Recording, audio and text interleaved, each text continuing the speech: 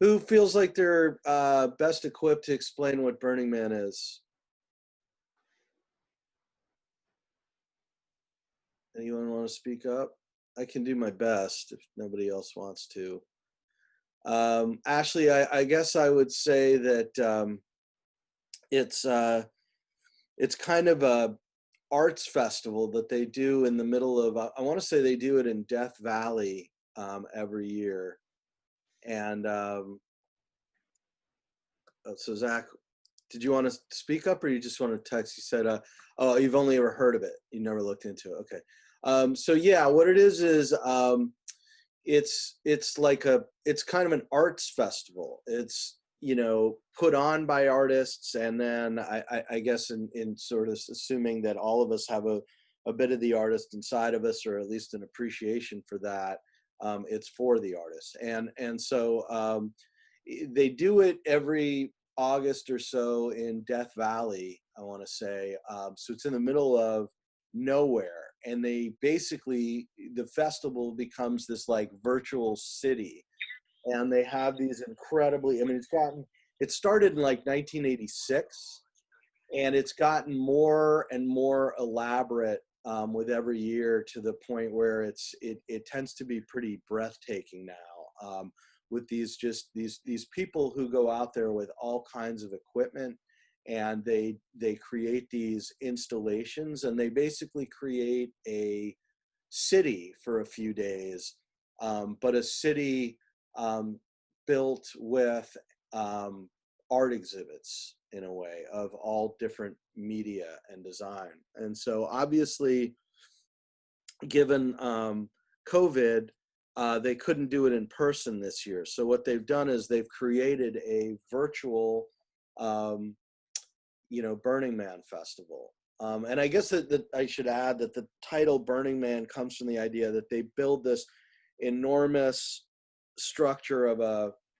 figure that then, at the culmination of the festival, they like light on fire. Thus you have Burning Man, and it sort of gives it this whole sort of paganistic, ritualistic climax to the whole thing. But so yeah, so what I'm suggesting is, does everybody get what I'm suggesting here? Which is that if you want, I mean, I don't want to discourage you in a way. I want to encourage you to maybe look into this and see if you want to create a blog post about it, or a story about it, about your virtual trip to Burning Man. On the other hand, I wouldn't discourage you from next week's assignment, which is to go out and, go for a walk and photograph some neighborhood or area that's been affected by COVID. Doesn't mean you need to get near people, doesn't mean you need to violate any of the shutdown order laws, but just go for a walk with your camera and explore a neighborhood. So I would say, obviously, getting out of the house and doing that, it's not a one-to-one thing of replacing it with going on a virtual tour on the internet, but I think they're both worthwhile things. So I wanted to offer you an opportunity and option. Does anyone have questions about it?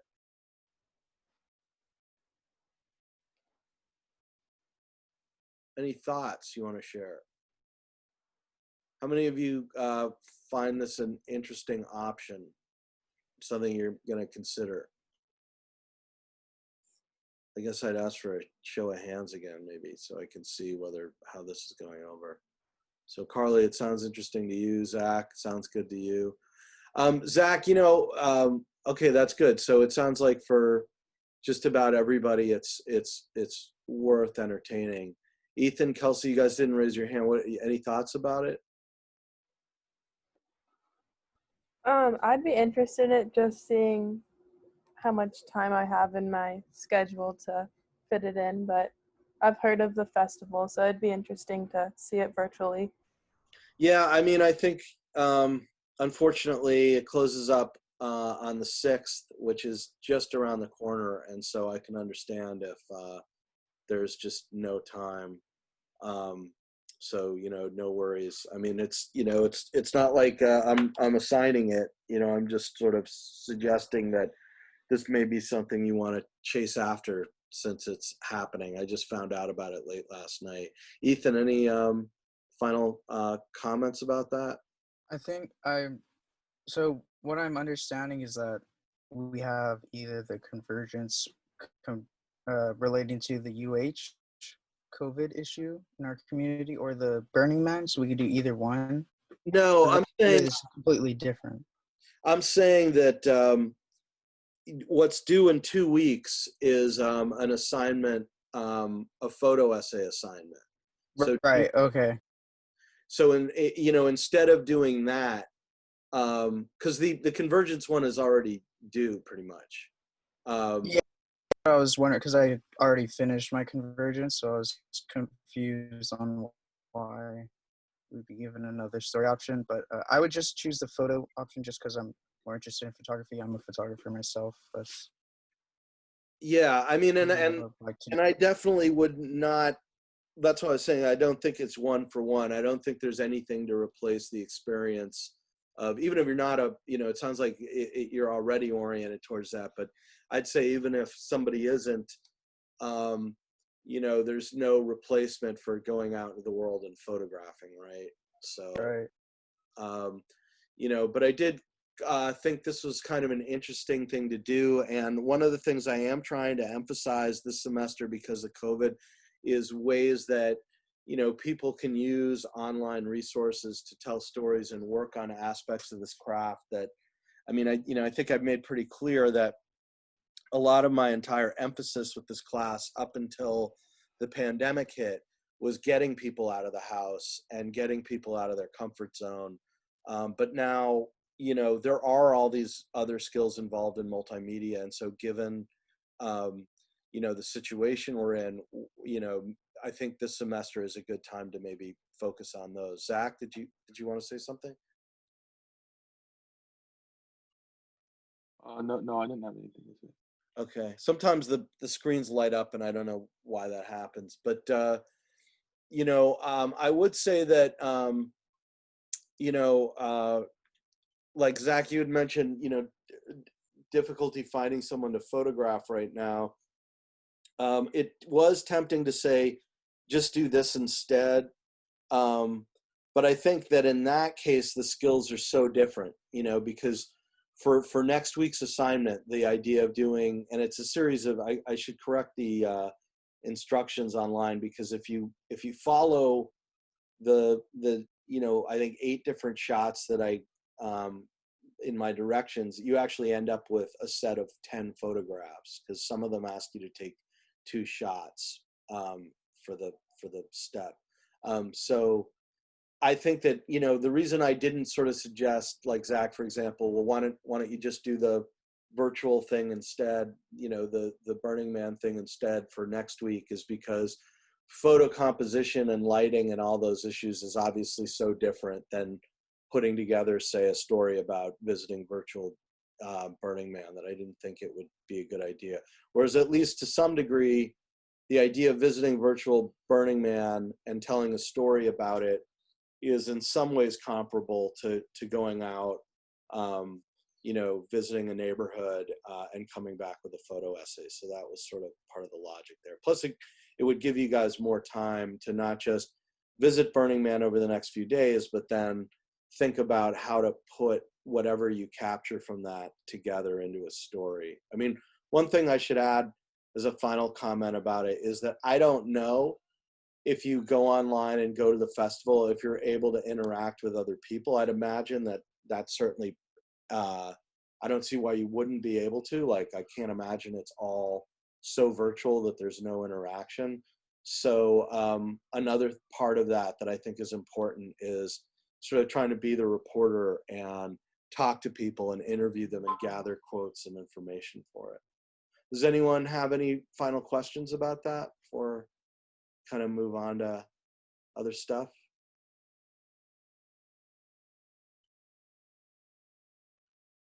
Doesn't look like it. Okay.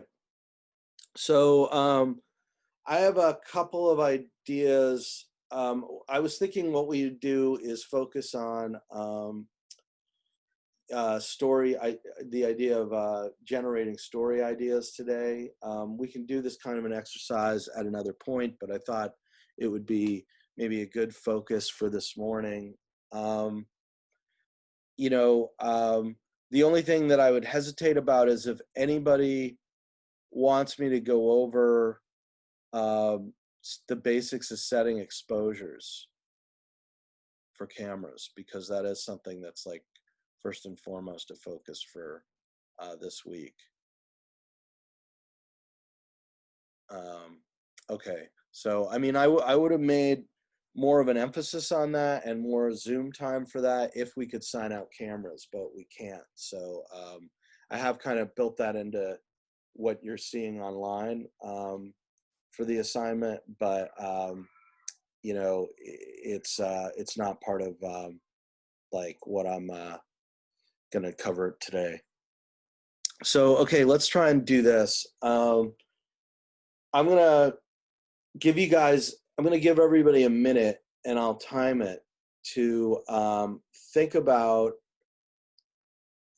the last 2 days and see if you can come up with anything that you think would be a story that a journalist would tell. Now, for the COVID week, I'm going to give you guys readings about how to find a story and what to find a story, but just knowing nothing, just starting from scratch here of what you understand about storytelling and journalism, see if you can brainstorm for a minute, and I'll time it. Anything that you've seen, heard, talked about, thought about over the last 2 days that you think you could develop into a story as a journalist, okay? And once we've done 1 minute on that, we'll go to the next stage in this exercise. So right now, just brainstorm for a full minute. Okay, so now what I want to do is I'm going to create breakout rooms, and I guess I'll just do them randomly. I'm going to pair us up, and I'm going to say, everybody do. I'm going to give us all 5 minutes, and I'll broadcast warnings at given times. But what I want you guys to do is share some of your ideas and talk about your ideas with your partner. So out of 5 minutes, give one of you guys 2.5 minutes, and then I'll broadcast an announcement and flip it around and do 2.5 minutes for the other person. What I want you guys to do is explain your ideas, kind of think out loud to your partner, and have your partner question you and help you develop these ideas. And then at 2.5 minutes, flip it around so it's the other person's turn to share ideas and talk about it. And then once we've all done this for 5 minutes, we'll go around and share our ideas with the group. Any questions about that? Nope. Okay. So I am creating groups into 3 rooms. And so I will pair up with someone. And for options, I'm going to say, I'm going to automatically close the breakout rooms in 5 minutes. I'm going to set the timer for 60 seconds, so that the countdown timer, so that'll tell you when there's a final minute left. Ready?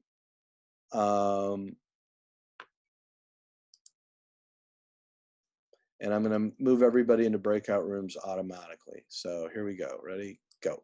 What did you guys, now I give you no guidance on this, but where did you find your minds turning for ideas for story ideas, or for sources for story ideas, I should say? Podcasts that I watched earlier in the day or earlier this week. Those are pretty thought-provoking. That's excellent. Aaron, how about you? Kelsey and I talked more about like local news we heard within the week. So you guys are drawing a lot on other news and then kind of internalizing it. Would you say that? Like thinking about what it meant to you, what questions it raised for you? Yeah, But it mainly was also like building upon it, kind of. So we actually talked about like a recent event that happened at a local spot here, and then from that we would talk about like the safety involved or like what people actually know about the spot, and then the tourism industry that comes into that spot. Sorry, someone else was about to speak up. Who was that? I missed it. Sorry, my mic was off, or was supposed to be off. Oh, okay. Yeah, so that's that I think that we're on to something here in the idea that actually, Aaron, when you say that, was that conversation about something in the news or something you guys are aware of because you're aware of what's going on locally without the news? Something in the news. Okay. How many of you guys, so that's excellent because obviously I can't kind of emphasize enough to my 200 students how important it is to follow the news. A lot of times I feel like we've got a really mature group this semester. Usually I don't know how many people are freshmen or sophomores, but usually it's almost entirely freshmen and sophomores, and a lot of times people haven't been following coverage at all. Maybe now because of the pandemic, everybody's a lot more tuned into it. But usually it's a real challenge for me to really impress upon people how important it is to follow the news in order to create news. And it doesn't sound like with you guys, I've had to do that at all. You're already on it. I would say, since it sounds like you guys are covering that base pretty well, what other sources do we find for story ideas? What, if any, did you guys find or can you find? So when Ashley and I were talking, we kind of drew it from personal experience with industries that our families are in. So we were talking about how industries were shut down because of the second lockdown mandate, and then also how like businesses navigate the world of COVID and how to stay safe. Yeah, that's, so then that gets to another obviously key source for story ideas, which is talking to people, right? Talking to each other, maybe as two journalists, just brainstorming the way you guys did. But you're also primarily drawing from your conversations with all these other people in the world. So even though like we're cut off because of, the pandemic from maybe, in-person conversation, you guys are still obviously talking to a lot of people and you're reading online interaction and all that's going on. So we've got looking to journalism and then kind of internalizing that or connecting that with our own personal experiences and what we get from our conversations with other people. What else would be a major, if we had to think of, say, two more major sources for ideas for stories, what might they be?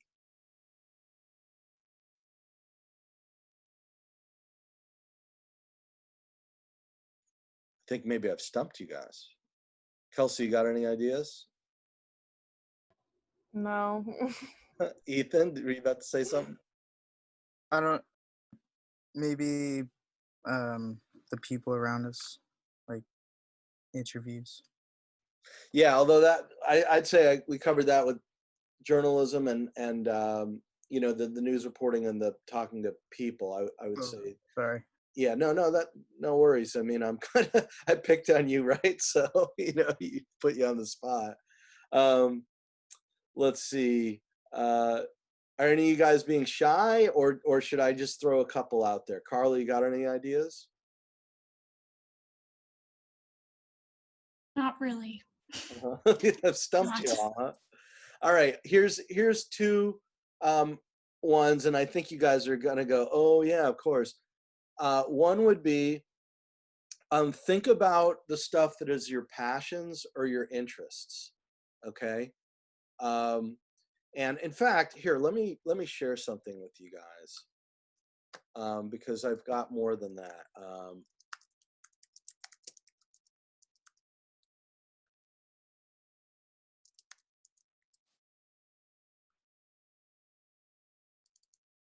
So this is a list I came up with, and Brett, who's my colleague, came up with one as well. So I'm going to share my screen here, if I can.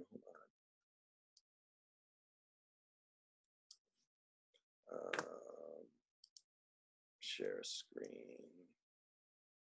I did a tech support thing. I didn't know that UH's tech support is open 24/7. Did you guys know that now with COVID? Which is kind of cool. But I finally figured out how to, if I can figure it out again, how to see you all and at the same time share my screen with you guys. So we'll see if I can replicate that now live. And yes, I can. So the two I was going to mention were just off the bat on a most simple level would be, so your passions or your interests, okay? So if you think about it, does anyone know why I would suggest that that's a great source for your story ideas, your passions or your interests? You won't get bored with it.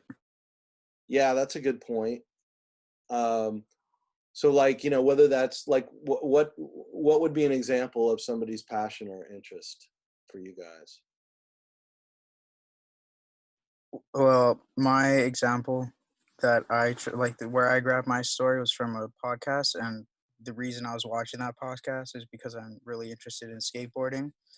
And so if I wasn't interested in skateboarding, I wouldn't have been looking at these different media posts, coming up with these different questions for myself.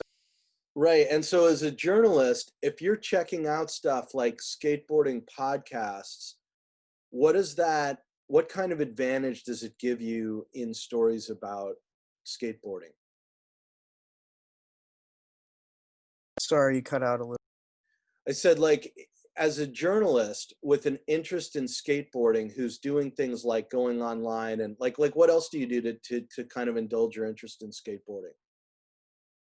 So what me and my partner talked about, my story was that these professional skateboarders, looking at their lives after their careers, kind of on the mental side, they kind of have a loss of identity because they lose their professional title. They don't have the strength, or they're not at an age where they can skate. So it really gets to them because they kind of lose who they are. You know, you've been doing something your whole life, and then when it's finally time to give it up, you're kind of lost. And a lot of skateboarders kind of turn to a negative route like drugs or alcohol, that I've noticed not only in my community but also in the professional community. um, so it just like made me want to look more into that aspect of life after. So you listen to podcasts and that was one of the places you got this idea, right? Yeah, they started talking about that topic. I'd imagine you also skate. Yeah. So you do it yourself, which means you go to skate stores, right? Right. I'm pretty connected. Yeah. Yeah, and then you go to you probably listen to music or whatever that's shared with that, and you interact with other skaters, right? Yeah. Can Daily you basis. can you for the COVID assignment, for example, do you think you would be able to do something with that, like how COVID has affected a skate park or that community? Oh, definitely. Yeah, I have more than enough people that have so much to say about it, because we already have spots that are hidden, that are skate parks, but they're DIY, so they're made by us. That some parks I've had a hand in creating, and it's unknown, like the locations are unknown to the government. So we're still out there skateboarding. So do you want to do that for yours? Yeah, For yeah, your, that's what I was gonna try to. yeah, that'll be awesome. Do you have like a digital camera, or are you just operating with your phone? My DSLR got a lot of water damage, but I have friends who I could borrow from. Yeah, that'd be great. Cause have you worked a lot with exposures and stuff? Film and digital. Okay, so cool. So you're just building on what you already know. Okay, that's great. Um, so let me ask one of you guys from listening to this, what does his interest as a journalist, what does Ethan's interest in skateboarding give him an advantage to do as a journalist that like say if I wanted to do a skateboarding story, I would not have that advantage. He already knows a lot about it. Yeah, and what does he know that, like, say I wouldn't know? He's If- like insider knowledge. Yeah, stuff that probably hasn't appeared elsewhere in the media yet, right? So he can break news. Because so if you guys have an interest and you guys are digging in, you're deeply up to snuff on whatever topic that is. That means you're in a position to break news about it, right? That people who are outside of that area of interest aren't in. That's why that's top on my list of sources for story ideas.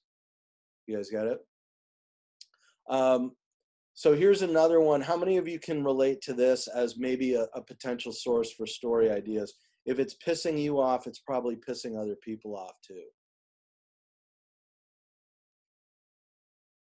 Has anyone, can anyone think of an idea for a story that, so Ethan, you're clapping. What do you have an example for us? No, I'll let another classmate share. Sure. Does anyone else have one that's something that's pissing? There's got to be stuff in the fall of 2020 that's pissing somebody off here that they think might be a good idea for a story. I can kind of think of one thing Yeah. that also ties into like interests and passions, or like my interests. Uh-huh. So the fact that like professional sports players are getting the top priority of like PPE and like testing and all that, but like the rest of us are Don't still get it. struggling with it. Yeah. Which is a But broader issue, right? Maybe how would you expand that if it's not just about sports people? What's the bigger picture complaint there? Maybe how it ties to like class and like the economy almost, of who has more money can afford to get better, I guess, testing and all that. That's right. Yeah, I think so. Not to cut anyone off, but doesn't like 5 big companies own all sport or something like that, right? Like there's 5 main companies that own pretty much everything. And so wouldn't it just be they're trying to bring in money because they can? Does anyone know what I'm talking about? Like how there's the 5 main companies that own a lot of things, like, or no? I'm Never waiting. mind. Never mind. I mean, no, actually, not at all. I mean, I think that that wouldn't surprise me, and that really underscores another thing about the inequity of our whole system. I mean, that what you're getting at is how structurally this is kind of built in. It's like there are walls up. These are sort of hard facts. So something like that can really go to, and if we were to go beyond that with, as I was sort of posing to Aaron, is like, can we get beyond just the difference between the NFL star and us to a broader point? What I was trying to get at was, do we have, is it kind of everywhere in terms of class, this problem of whatever? And so to that point, Ashley, when you point out there are like 5 sports companies or 5 companies that maybe dominate all athletics, which really wouldn't surprise me. It does raise a broader question. If we're talking about the class inequity with COVID, how many other structures like that, of that kind of monopolistic system are a problem here, right? So, okay, does anyone else have if it's pissing you off, it's probably pissing other people off example? Okay, so talking to people, we talked about covering a beat, that kind of goes in line almost with what we were talking about with Ethan and skateboarding, is that if you keep covering an issue, then you get to know the players, right? You get to know the people involved with that issue, whether you're covering sports. So a beat is like, oh, I cover sports. or oh, I cover education, or oh, I cover the cops and I cover crime, right? And so if you're in there doing stories, you know, I brought a photo editor in once to talk to, you know, my multimedia students, and he made a really great point. He said, you know, when we send you out on a story, if you don't come back with 2 more story ideas, you're not doing your job. So whenever you get a beat, whatever that beat is, whether it's skateboarding or cops and crime, you know, what we call the cops beat, you're in a position of developing more and more story ideas because you're talking to all those people and you're seeing these issues develop. And then this was the second one. So remember I had said, oh, I have 2 that I was going to suggest to you off the bat. The first was interest. The second was looking around, right? So funky shops, construction sites for new stuff going up, renovations. I mean, now with COVID, obviously, if I send you guys out and I say, you know, take photographs of an area, a neighborhood, you know, Ethan's going to go to a place where skateboarders are getting together and photograph the impacts of COVID. You know, as you look at that, you're going to come, you hopefully will see ideas for more stories beyond just what you went out and photographed that day. Looking at the fine print and documents. So I kind of have an interesting anecdote about this one for you guys. The first time I took a reporting class, which was way back 100 years ago, like 1997, it was in New York City, and my professor handed us all, I mean, it was a massive thing. It was like, you know, 500 pages long. It was the budget for New York City's annual budget. And he said, look through it and find a story idea. Well, the first page I opened up to, this is again, the budget for New York City. The first thing I opened up to and stared down at the page said, Congo Gorilla Forest, $350 million. Now, why would in the New York City budget a line say Congo Gorilla Forest, and the city would be spending $350 million on it? Can anyone guess?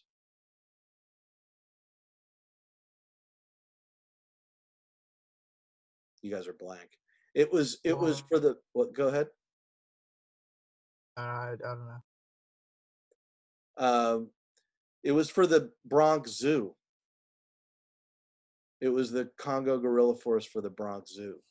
So it just shows that if you go through documents, you can find, and I ended up doing like my first magazine story because I saw that in the document.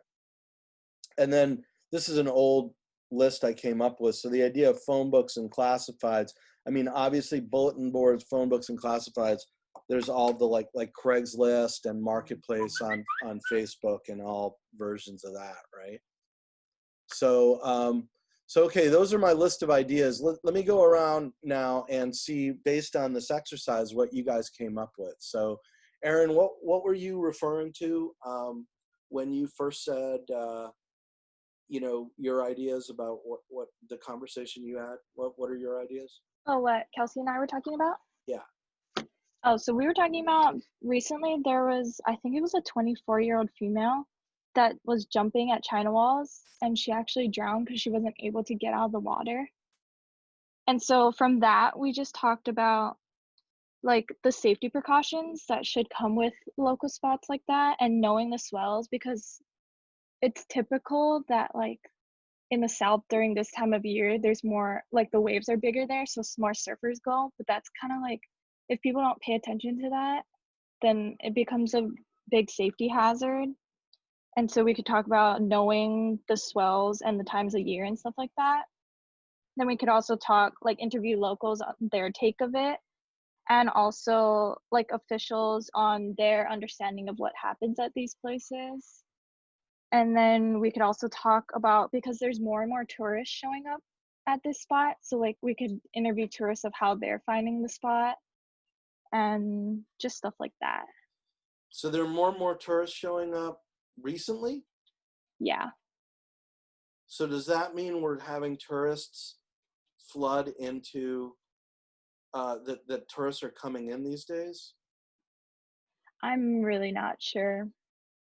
But you then guys that also brought up, like, is it illegal to be there because there's no sand, but you also have to be in the water at the same time? So like people are finding that as almost like a scapegoat to get away with like the new at-home orders and like not being on beaches. Yeah, I mean, so there's yet another idea. That's a second one. Where is China Wall, by the way?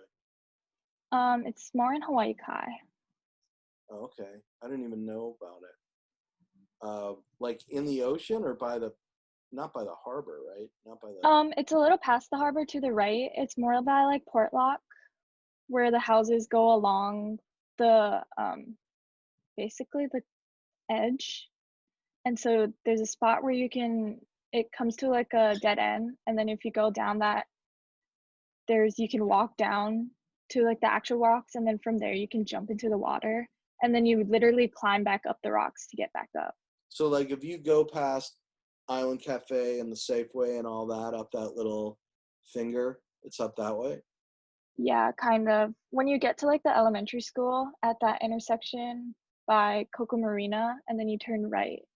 Uh-huh. It's like, do you know where Dog the Bounty Hunter's house is? No, I guess I don't know Hawaii Kai that well. I usually don't, I'll take a left off of H1 and go into that plaza where the Safeway is. But other than that, I haven't really spent much time out It's there. more to the right from the Safeway. Oh, okay. So you had one idea, which is about the safety issues themselves. You had another idea about, what was that about how the tourists are getting there or that traffic there? Yeah. And also just like in general of how tourists are finding more local spots. Yeah, how tourists are finding more local spots. Does anyone see a huge glaring third idea in what Erin just said she's noticing? I think you could do like how to fix the safety problem, because I live in Hawaii Kai. I go to China Walls almost every day, and I've had to call the fire department many, many times because people are drowning. I've had to save many people, and all they have is a little life ring up there, but yet they know like it's a really popular spot. So I think if you could come up with like ideas for how they could make it more safe, or like put lifeguards up or something, that would be a really good idea too.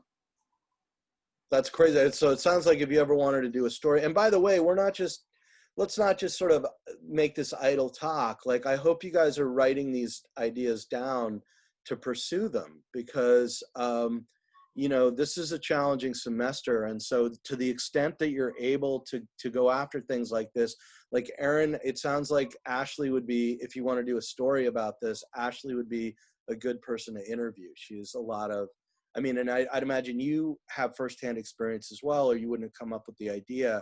But Ashley would be someone, like usually I'm pretty strict with rules about, let's maybe not have students interviewing other students, find lifeguards or whatever. But I feel like in the era of COVID, the important thing is for you guys to just practice some of these raw skills, like doing the interview, gathering the audio, or gathering her comments and putting that into the story. So I would definitely, take note of that, Erin, if you're interested are you interested in maybe pursuing that for one of the assignments this semester? Maybe. Okay, yeah, just keep it in your back pocket. Keep all of these in your back pocket.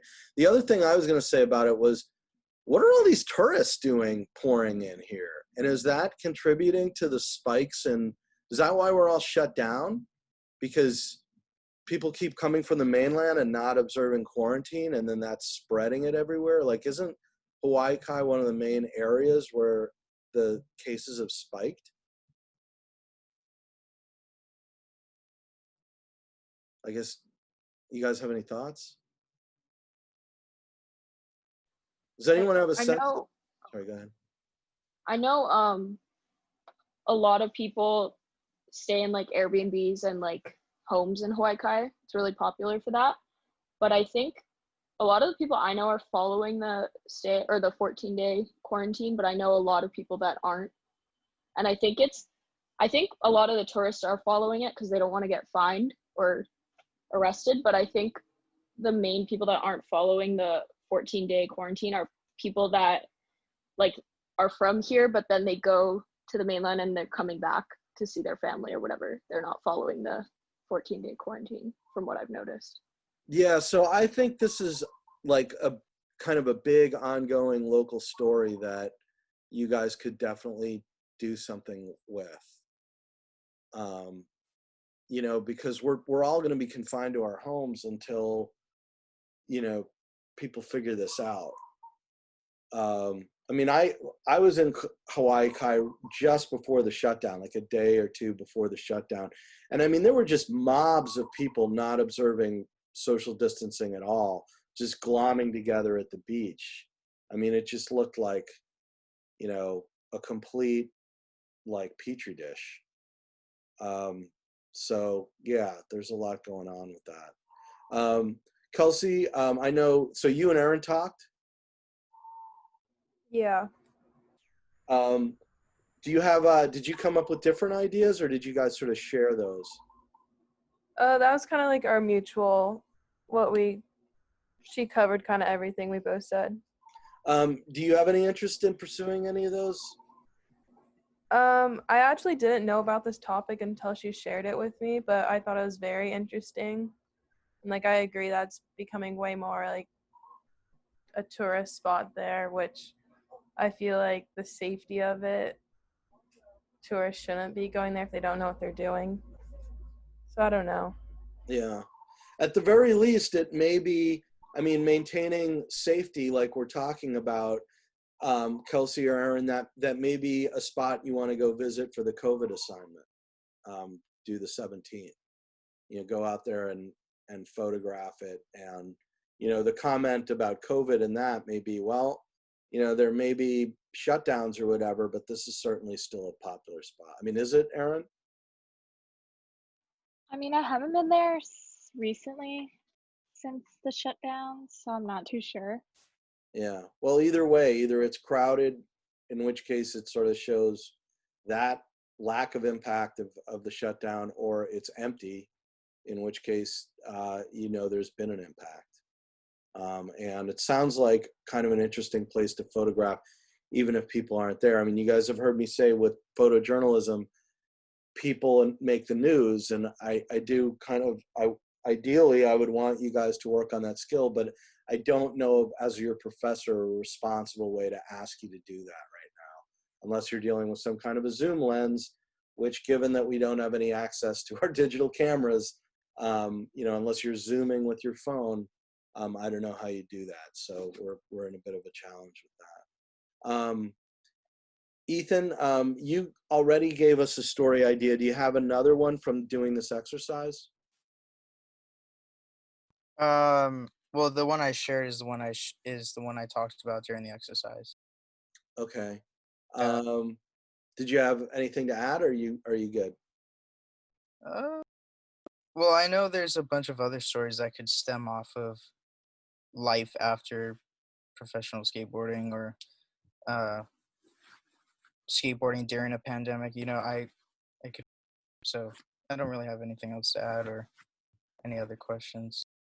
I mean, I'll tell you something about, you know, my experience when I got started as a journalist in journalism school, which is that suddenly it became clear that if I wanted to actually make something out of my education in it, I was going to have, you know, what we call clips, which means published stories. And by the way, regarding this whole issue that came up the first day with Kaleo, I'm working on that, and looks like I'm making progress in finding something, because I don't think that's fair that you guys aren't able to identify yourself with Kaleo. But I think what we may do, if that doesn't work out with Kaleo, is that you identify yourself with another publication we have.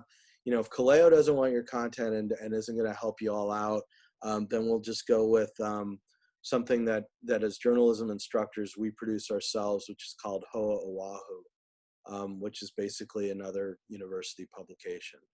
But we'll see where that goes. But anyway, I was going to say that, you know, I discovered I would need clips, and which means publish stories if I was gonna be able to get my first job. And at first, my first reaction was, "Oh my God, this is so scary." And then I started writing down ideas, like Ethan, for your example, I would write down what happens to skateboarders after their day in the sun. And then what I quickly found, which, you know, is what you're getting at, is that, oh my God, there were like 4, 5, 6 ideas there. And so I remember an experience of the first time I sat down to write down story ideas. I started by looking at a blank page, totally intimidated and thinking, I have no idea what I'm doing here. And it was amazing how fast it happened. Probably 2 minutes or 3 minutes later, I had filled the page and I was on to another page. And so that was a long-winded way of saying to you, Ethan, I would, while you're still hot on this, I would, take out a piece of paper, or open up a Word document, and just start writing all of these ideas down. And Gotcha. then you could just knock them out one after another. I mean, that's what I ended up doing. And I ended up with, more than a dozen clips, just probably from 1 or 2 brainstorming sessions by the time I got my master's degree. Yeah, thank Yeah. Carly, how about you? Who were you partnered with? I was partnered with Ethan, but we shared our own ideas. Something that I was thinking about was like how people are testing false positive or false negative, or because our governor was supposed to meet with Trump, and so he got tested, and he actually tested false positive, and like how that affects people in like the different types of tests and stuff that they're trying to come out with to try to make it more like ideal. And then I started thinking about the quarantine and how some people are getting asked and like getting called way more than others. How like I only got called once, but I know some people had like the police coming to their door, and how they're reinforcing that, I think, is really interesting, that I would like to learn more about. The police are coming to their door for what? To make sure that they're in quarantine. This is in Michigan? No, in Hawaii. Like for the 2-week quarantine, to make sure that they're staying at home. That's fascinating. I would love it if you could do a story about that. Mm-hmm. And I think regarding your governor, you're talking about Michigan, right? Ohio, right. Oh, yeah, I forgot. I mean, another thing you can do, I mean, it's sort of, so you're in Hawaii right now, right? yes. But that's like such an interesting battleground state. I would definitely, if you do want to do the kind of brainstorming I'm suggesting, I would definitely be thinking about what kind of craziness is going to be happening in Ohio over the next couple months, and who you could talk to about it for stories. Because you guys are about to live through, like, God, let's just pray we come out okay on the other end of this. But you guys are about to live through one of the most dramatic, probably the most dramatic 3 months any of us, including me, have ever lived through. And that's saying a lot, given, 9/11 and everything else that's, Katrina and everything else that's happened over the years. So I would definitely be thinking ahead, because, and I'd be fastening my seatbelts, because we're about to go as a country on a hell of a roller coaster between now and November and after. You have so those I heard you say 2 really excellent ideas, right? Like, how could you sum them up? Just how the testing are affecting people, the different types of tests, and then like the strictness of quarantine, I guess. Yeah. Yeah. Do you have any others off the bat? I was also thinking about holidays, because Labor Day is coming up, and how people are going to be celebrating that. And then when I was thinking about that, I was also thinking, like, with Thanksgiving and then Christmas, how people are going to be going home, and then what's going to happen after that. If this is all still happening, are people even going to go home or kind of come back, and how that's going to spike, or hopefully not. So if you wanted to get the Labor Day assignment, I mean the COVID assignment due September 17th out of the way, Carla, if you could find a safe way to capture Labor Day, I think that would be a great idea. Okay, thank you. Yeah. Ashley, how about you? My idea was the charter boat industry. So my dad's in the charter boat industry, and they just shut it down for the second time with this whole new stay-at-home order. So like how like tourism affects it, and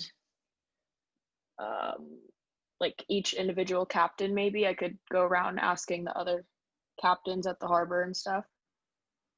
Yeah, I mean, wow, you are, so listen, Ashley, just to give you a little bit of background here. So I've been at UH now since 2016. So this is my 5th year. And every year I've asked students to do stories about the marina communities.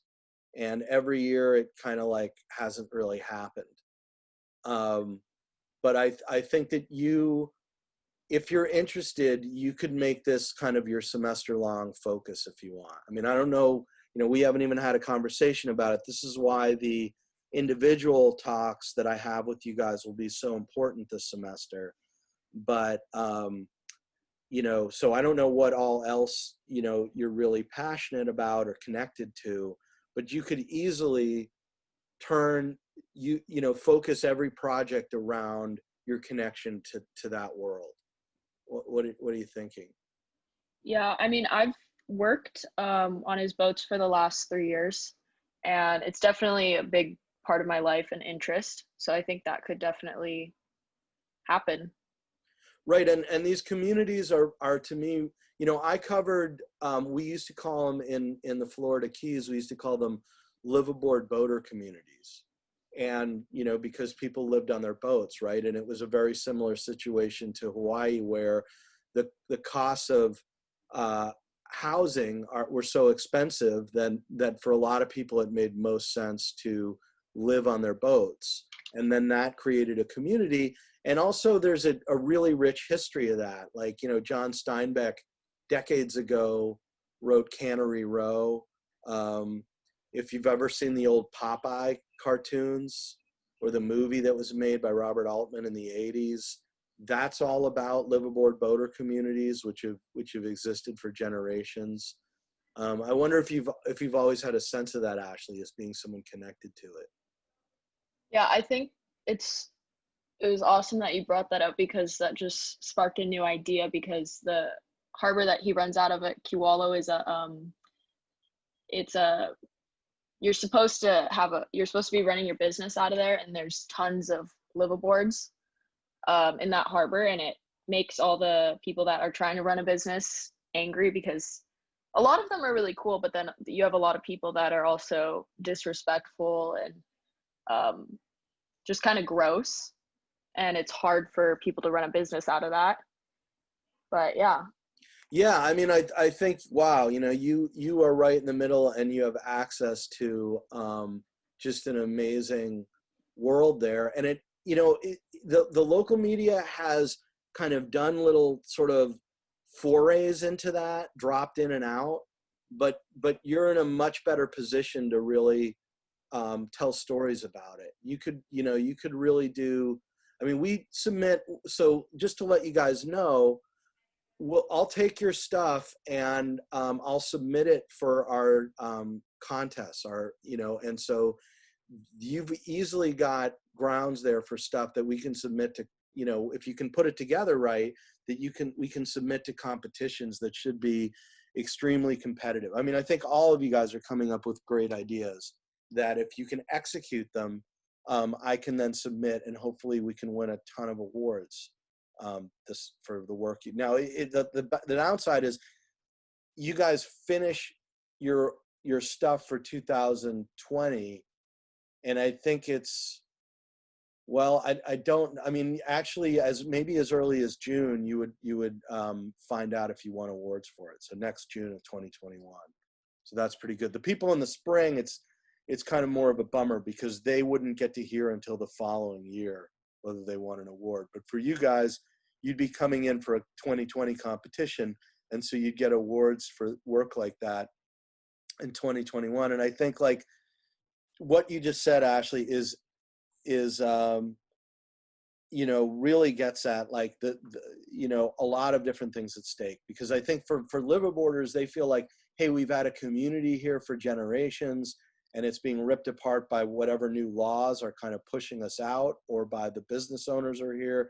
And of course, you understand the side of it from the business perspective, and then there's the perspective of the government.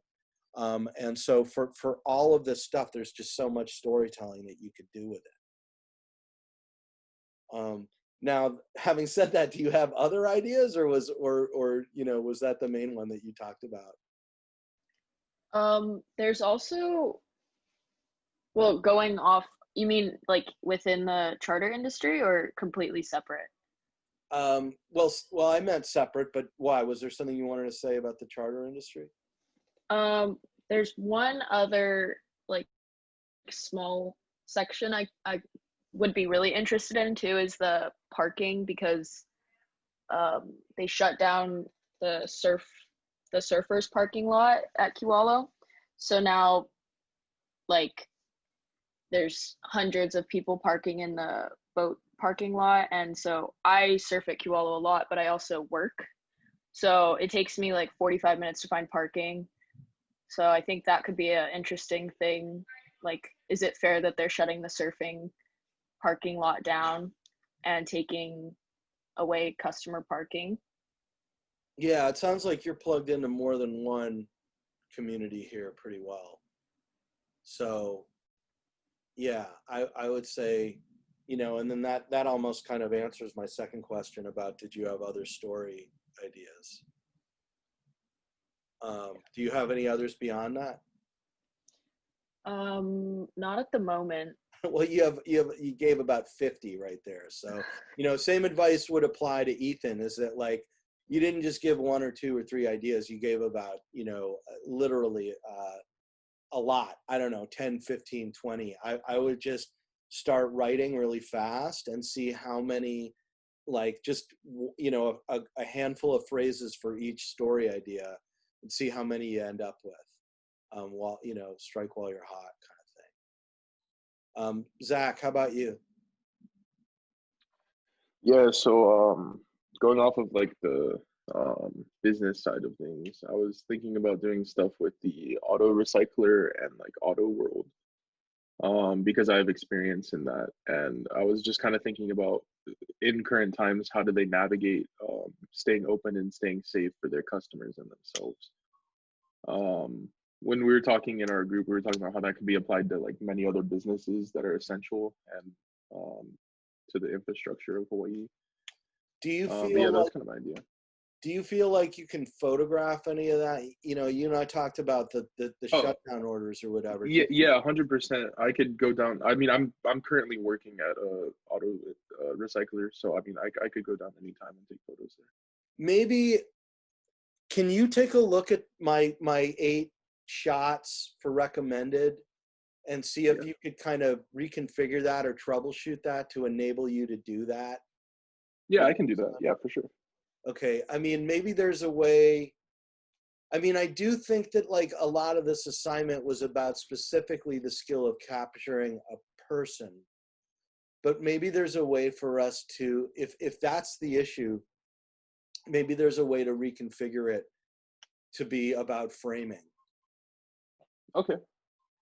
So yeah, you want to, can I just ask you to think about it? And you know what, if you can come up with a plan that you're comfortable with and you feel like enables you to work on the skills that I'm getting at this week, which I think are pretty clear from the week 2 description, you don't even need to clear it with me, just go for it. Okay, that sounds good. Okay. So we've been here, I mean, this has been a great session. We've been here for an hour and 15 minutes, which is more than really I would expect for anyone to stick around with me on Zoom. You know, I guess there's two things. One is a quick question, and then there's the other thing, which is if we were to, and I'm happy to stick around longer, but I know that you guys have places to go, so I totally understand. But let me say a quick question, and then let me immediately follow up before you answer that with what I would do if we were to stay on longer. So the quick question is, please give me feedback on, so I can troubleshoot any issues that are coming up right now on how the class is going through this new way we're doing it. And the second part is, if we were to stick around longer, and I'm happy to do it if you guys want to stick around, I would do another kind of quick round of that, but do it about what Ashley and Ethan and I think Zach were getting at.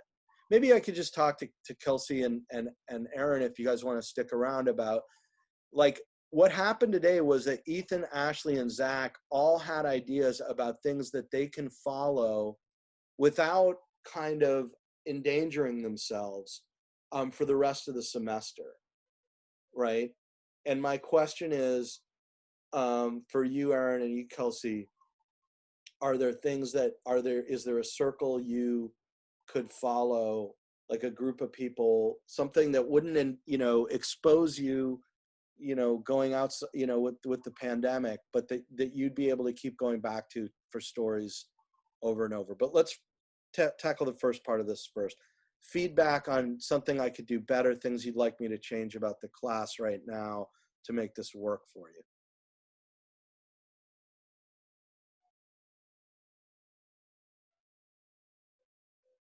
Is there anything that's been really difficult so far about the class? I know it's like a lot of instructions, and that can be very dense and confusing. Okay.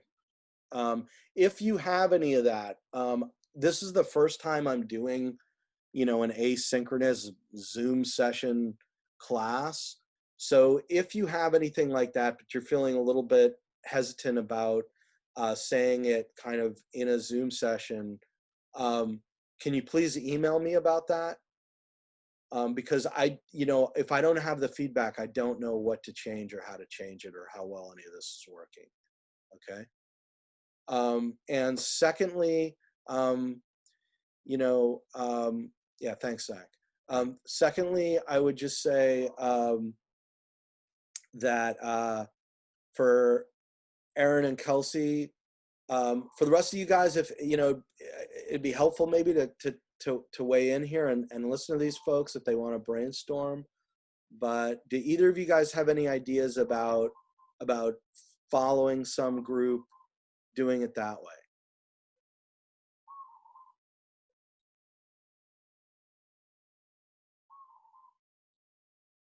So do you guys understand what I'm asking? Yeah. And I should clarify, Aaron and Kelsey, that, or for all of you guys really, that I'm giving you guys 3 tracks. Once we get into projects, I'm going to try and give you guys 3 tracks all the way along the way. So one of them is going to be, that you do regular reporting. Like Ashley's in some ways is talking about, I'm going to go out and I'm going to talk to people, which is what we would do in any normal class. Ethan, I think, is talking about some version of that too. The second one is kind of what we're talking about right now, which is, okay, I'm gonna follow some group that I'm in contact with anyway, so I'm not reaching beyond my sort of like, bubble, but that's gonna be the best way for me to cover it, right? And then the third way is like, I'm going to use online sources. I'm not even going to leave, but I'll go ahead and do it that way. So you have those. I'm going to try and give you guys those options all along. So the archival version I'm talking about is kind of the equivalent of me saying, hey, cover Burning Man. So you're not even really leaving your computer. You're just gathering stuff off of the internet and stitching it together to tell stories. So that's going to be an option all the way through the semester as well. So Erin, do you have any ideas? Yeah, I Okay. do have an idea about like going back to like sports during COVID, but I'd focus more on like the NCAA because I was playing Division I volleyball at another school, and I opted out of my senior year because of the whole pandemic, and so I stayed home and I transferred to UH. Right. But I still have like old teammates that have gone back and they're dealing with their sport. And I also have other friends that go to different schools and play different sports that are going back and dealing with the NCAA regulations now in the pandemic. So that's something I could follow. Yeah, that'd be great. And it looks like we lost somebody. I think it was Kylie the one I was going to follow up with, but I guess, yeah, I mean, I think that would be, so it seems like almost everybody here had an idea that, you know, for how you can do that, which I think would be a really important part of us like making this a successful semester. So I'm glad that that kind of came out of this. And I'm going to share with you guys, I think, what did you all think? I mean, so by the, I have to say, by the end of my little PowerPoint lecture last time, nobody had stuck around, but I mean, is it going to be helpful for me to post that? I mean, I don't know if how many of you guys kind of sat through the beginning part of it, but how helpful are PowerPoint presentations like that to you at this point? Ethan? I was just gonna say I was confused on which class that you said it was okay to oh, this is asynchronous, right? Not only your 150? This class is supposed to be synchronous. It is synchronous. Okay, so just 150. Okay, yeah, so I didn't show up last class, so I didn't get to see it because I thought this class was asynchronous. So Well, posting it does help in case, just for this one. yeah, I mean, what I said the opening day about this class being synchronous, the other one's not, you know, the other one's asynchronous. I mean, I guess to be frank, Ethan, what happened with me was it was a bit of a blow or a turnaround when I found out I wasn't going to be able to see you guys in the classroom at all, obviously. Like I found that out in July. And then basically what that meant to me was I had to adjust to the idea that these were going to be online classes. And having taught this a bit in the spring, I wasn't confident about the idea of just demanding you guys constantly being on Zoom with me. I just don't think that's a good practice. I don't think it sets up a good relationship with you all. The idea that there's some kind, like that I treat this like it's a classroom attendance and that I, you know, insist that you show up on Zoom. You know, Zoom isn't going to work for everybody, and I just think it's different than showing up in person. So what I said the opening day about this class is, I'm really not going to, you know, if you, I mean, like today, I think, you know, was a good example of a really productive Zoom session. But if you don't want to go to these Zoom sessions, I'm not going to be that strict about it. What I am going to be more strict about is that we're going to be doing a lot in this class where I work with you individually, where I'm going to say, here's a Google Doc sign up for times. I want you to talk to me at some point this week. Now, does that mean we have to have a long conversation? No, if you don't want to, you can just check in with me. But the reason I'm going to do that and the reason I emphasize it is because that way it's going to keep you connected. Right. You know, and so that I'm sure we're on the same page, because my main concern, you know, both for 150 and for 200 is that in doing it entirely online, especially at the 100 or 200 level, that people begin to fade out. Is that clear? Yeah. Yeah. So, you know, I'm not going to be, I mean, I guess bottom line, I'm not going to be strict about attendance policy either way, but I do have that kind of grade for participation. And to the extent that I'm going to use it, it's going to be more, if I ask you to talk to me on the phone and tell me how you're doing and tell me where you're at with your projects, that you make a time to talk to me. Yeah, I wasn't choosing to not come. I just got caught up in some homework and forgot about class. No, I mean, I and honestly, I'm not evaluating your performance on that basis. Right. Okay, for either class. So even though this one technically is synchronous, that one is asynchronous. To me, Zoom is what it is. For some students, they're going to find it incredibly valuable. For other students, as you could see, I mean, not everybody showed up for this Thursday thing, and I had said it was optional. So I just remember you had said, and I this was my fault because I couldn't remember which class it was. You had said that just try to show up to at least one class of throughout the week, and I thought you said that for both classes for some reason. So it was just yeah, my misunderstanding.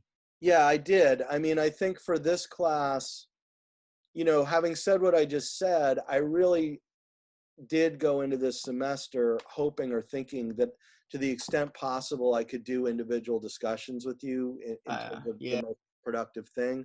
But as it's turning out, the first few weeks, I have to look at how I handle next week, and I'll send you guys an email, really soon. But for at least the first few weeks, doing group sessions made the most sense. Actually, now that I'm thinking about it, I feel like now that we're getting more into project-oriented stuff, I think I'll send out an email by tomorrow saying, hey, here's a Google Doc. Please sign up for a time to talk to me. And that's what we'll do next week instead of more Zoom. How is Zoom going for you guys? Not too bad. It's okay? All right. Yeah. So if I leaned on it a bit, nobody would be too put off? No. I don't think so. Okay. I guess the reason I was really hesitant was because at least early on in the spring and summer, I was hearing a lot of pushback from students about Zoom. Maybe now people have adjusted to the reality. Yeah, I think people just needed to swallow the reality pill. I mean, what I'd like to do, I'm a little concerned that it would be redundant for you guys, in which case, that's cool and you wouldn't have to participate. But I felt like this went really well. The one downside is that we didn't have more students involved in it. And so I'd almost like to repeat this exercise maybe with the other ones, because I feel like they could, feel like it was helpful to you guys and it would be helpful to them. Oh, it was beneficial, definitely. Like, kind of cleared up a lot of things that maybe if we were stuck on one idea, how we could branch it out, of course, how we could, evolve our stories. I mean, just I hope talking it helps, just getting it, like speaking it to somebody and then getting feedback is just already, I think it'll be beneficial for whoever missed it. Yeah, absolutely. I mean, I one thing I noticed, and see if you guys agree, Aaron and Zach, is it seemed like it was confidence building for you guys, and it certainly was confidence building for me, knowing that you guys have so many great ideas and that they're executable. Personally, yeah, I feel like it was a lot of confidence building, because I wasn't too sure if the things that I was saying were gonna actually work or work in the favor of like a COVID like setting, I mean, I think your interest in cars is awesome, Zach, and I think you could do a ton with that.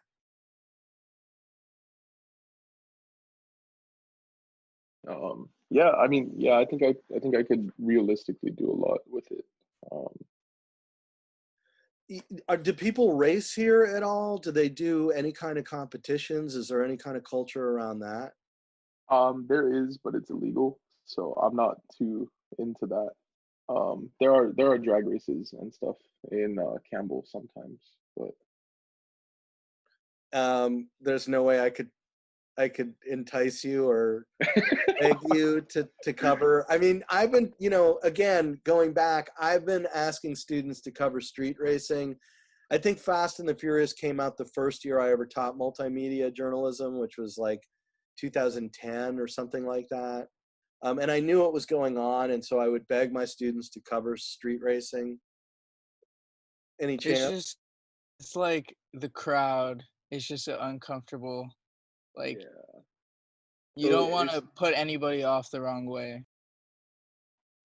you mean And with us, cameras or with? cameras, questions, it's just, like, it sounds super cliche and stupid. You know, it's illegal what they're doing, and they don't want too many people. Yeah, I agree with Ethan. I might be able to do something. I know some of the people who drive, and who like have the nice cars. So I might be able to.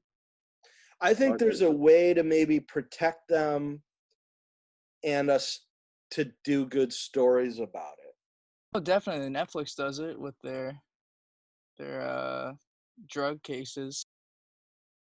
Yeah, I mean, on the one hand, it's like going immediately into anonymous source stories. You know, this is one of these tough things where, as the educator in me says, I want you to have everybody's full names and on the record because you need to learn how to do that. The journalist in me says, just get the story, you know, like just try and however you can get the story. So, you know, that's something that Zach, you and I could talk about how to navigate. And same with you, Ethan, because you're talking about, you know, people kind of pushing legal boundaries. But Zach, there's plenty of legit stuff that you can cover too. So this is why I think that the individual discussions that we have, maybe starting next week, or you know, that would probably be a good idea to just to start next week, would be really helpful because we can troubleshoot this kind of stuff. Yeah, thank you. Yeah. Aaron, any thoughts about all of this? I would just go back to like the confidence booster kind of thing. Like I found this class really productive with not only like figuring out stories and getting inspiration from like the classmates, but it was also like learning about their interests too. I think we have a cool variety of like passions within our class, or at least the small group we had today. Yeah, I mean, and I bet you anything that, you know, for whatever reason, I think people saw the optional and they were like, that's me, you know, but I think that if anything, if we expanded it, we'd find that with just about everybody in this community we have now, they're all going to have great ideas. I mean, like, I think I told you guys, Nina Arroyo comes from a family where everybody in her immediate household is a professional boxer. And they live in Stockton, California, which is like one of the original homes of boxing in the country. Like there was a famous movie made about boxing in the 70s out of Stockton. And it's true with, you know, every student I think that there is here. So I'm going to post this recording and encourage them all to watch it. I do think it was a great session. And I don't know if you guys are communicating with your classmates, but, you know, maybe tell them about it too. Okay, anything else before we wrap up? Any final thoughts?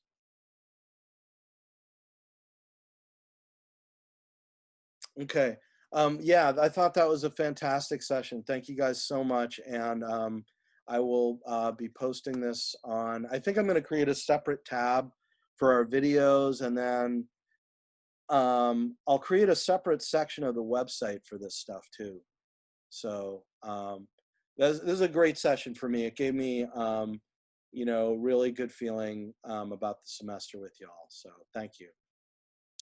Of course, you. thank you. All right. See you guys next week. I think we'll do individual meetings, but stay tuned. I'll send an email. Right on, Professor. See you later. Yeah. Take care. Bye. Bye.